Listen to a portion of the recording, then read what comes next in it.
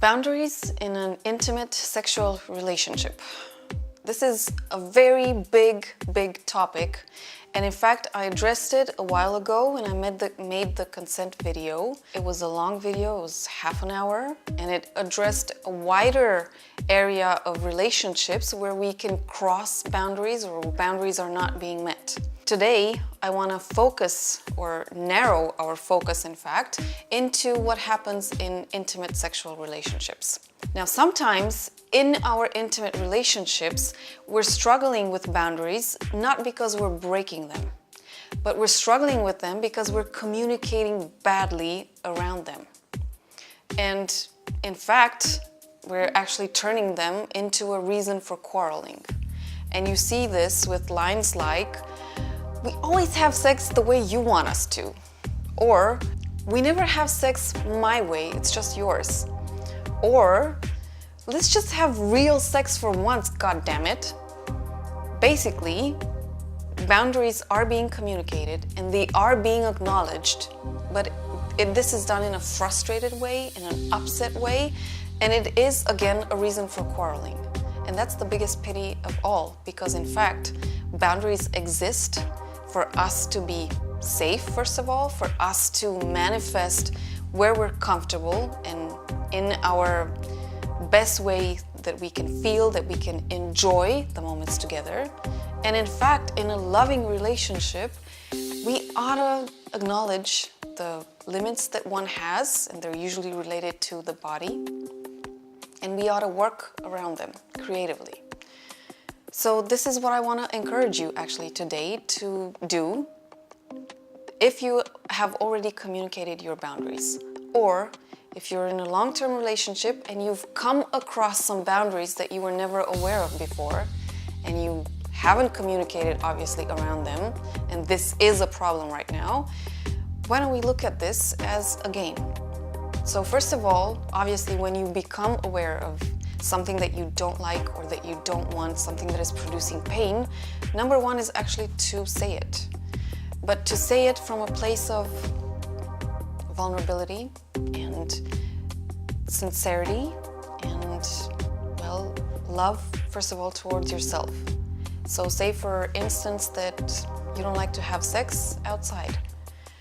If you go about it and say, "I don't want to have sex outside. Jesus, somebody can walk in on us. Or what about if there's bugs or sand or whatever's out there?" That's kind of not juicy, not helpful to the situation. If you go about it in a different way, say, "I really love you and I actually want to enjoy ourselves. I want to enjoy myself with you, but just the thought of going outside is kind of giving me the creeps. I mean, people can walk in on us, there are bugs, they can get in wherever they can get in, where there's sand if you're talking about the beach, and I want to enjoy us, but I want to be okay also." If you put a loving tone to it, even if you're 5 years in a relationship and you've been quarreling about a lot of other things, you can still use a loving tone and it helps. Man, it helps. Number two, when you're hearing a boundary from your partner, for instance, the first thing that most people can do, they'll just go, "Oh, it's not so bad, maybe you can try it." Or they'll go in a loving way, but they'll still go about it in terms of convincing us or persuading us to actually go for it. So they'll go like, "Yeah, I know, but why don't you give it a try once? I mean, maybe you'll like it." Although this is a loving attitude, it's still not okay because you're in fact breaking somebody's boundary, or you're not really acknowledging it. You're not really accepting that this is a boundary and they won't cross it. So basically when you hear a boundary, the first thing that you want to do is really acknowledge it and don't try to cross it. Now the reaction can go like, "I understand. I'm really sorry because in fact I like having sex outside, but if this is making you uncomfortable, then okay, we'll think of something else. But I want you to be okay, I want us to be okay, and I want to enjoy the moments with you." And my number 3 advice is actually to look at the next best thing. So, for instance, we're taking this having sex outside example. Well, what is the next best thing? Is there a place that you can pretend that you're outside? Or is there somewhere where you can build the outside atmosphere? For instance, is there a way that you can buy as many plants as possible and put them in your living room gradually, like not all at once, but just, once a week, twice a month or something like that, until your living room will start looking like a little jungle or little forest or just a garden or whatever. Flowers, plants, little trees, whatever you can think of to get, just to make it feel like outside.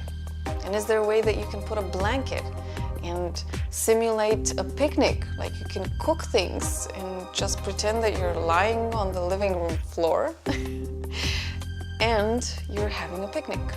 And you can also use music. Like there's tons of videos on YouTube with music that simulate sounds in the wild, in the forest, in nature.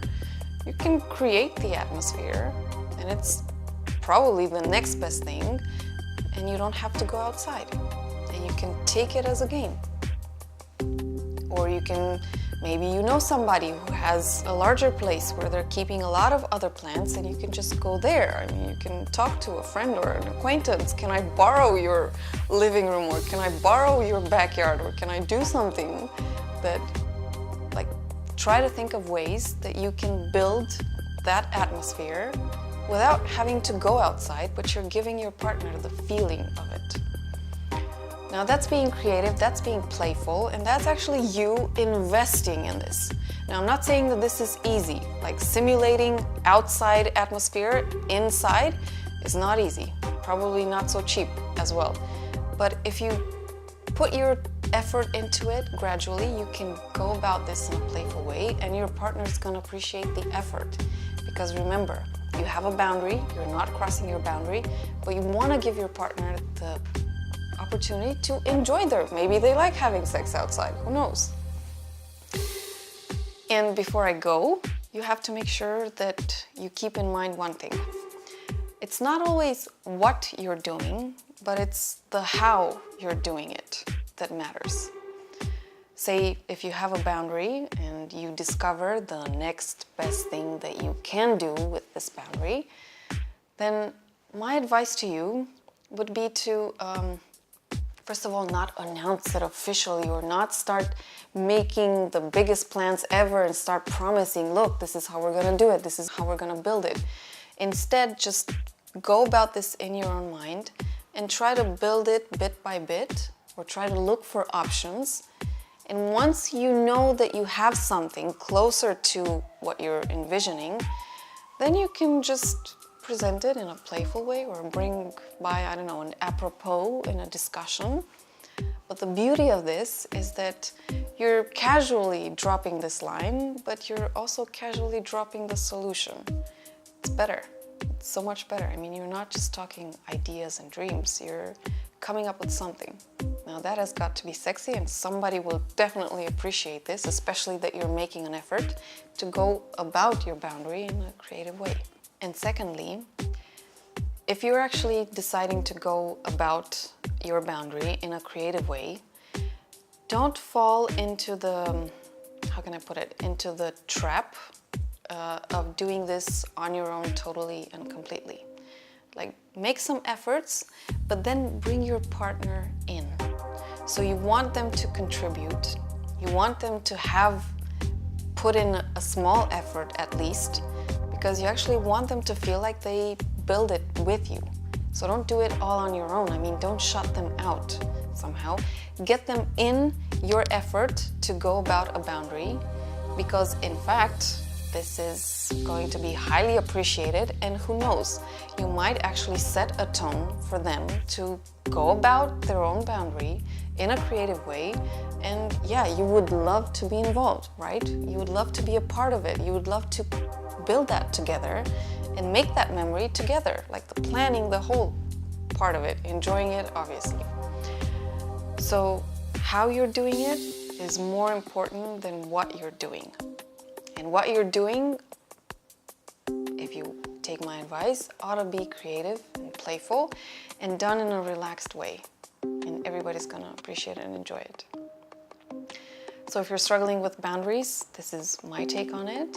And remember that this is an ongoing communication around it, an ongoing play and playful attitude that you're keeping or that you're maintaining and encouraging. And this is the beauty of the relationship. Like, we're turning our challenges into reasons for enjoyment and for pleasure and for fun and for building connection.